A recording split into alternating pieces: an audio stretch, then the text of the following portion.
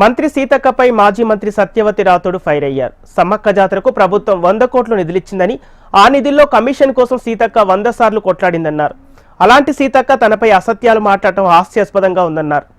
సీతక్క తనపై వ్యక్తిగత కామెంట్స్ చేయొద్దని, అభివృద్ధిపై చర్చకు సీతక్క సిద్ధమా అని సత్యవతి రాథోడ్ సవాల్ విసిరారు. 100 కోట్లు తీసుకొస్తే దానికి 100 సార్లు కమిషన్ల కోసం కొట్లాడుకున్న సీతక్క మరి నా గురించి వ్యక్తిగతంగా కూర్చుంటే లేవలేరు, లేస్తే కూర్చోలేరని మాట్లాడింది. నీలాగా డ్రామాలు చేయడం, మూటలు మోయడం, రీల్స్ చేసి వేషాలు వేయడం నాకు తెలియదు సీతక్క. నాకు తెలిసిందల్లా నాతో నయింది చేయడమే, నాకు చేతనైంది చేయడం, ప్రజలకు అందుబాటులో ఉండడం. ప్రజలకు అందుబాటులోని వాళ్ళు కూడా మంత్రులైనరు, నేనైతే ఏంటి అన్నావు. నీకంటే 20 ఏళ్ళ ముందు నేను రాజకీయాల్లోకి వచ్చిన మా పార్టీ నువ్వేదో ఉద్యమకారురాలివని ఆ రోజు భావించి నేను తెలుగుదేశంలో, నువ్వు ఉద్యమకారురాలు, నీ డ్రామా తప్ప మరి నువ్వు ఉద్యమకారురాలు కాదు. నువ్వు ఉద్యమకారురాలు అయితే ఆపరేషన్ కగార్ మీద నువ్వు ఎందుకు మాట్లాడలేదని నేను అడిగిన. నువ్వు ఏ రోజైనా మాట్లాడినావా?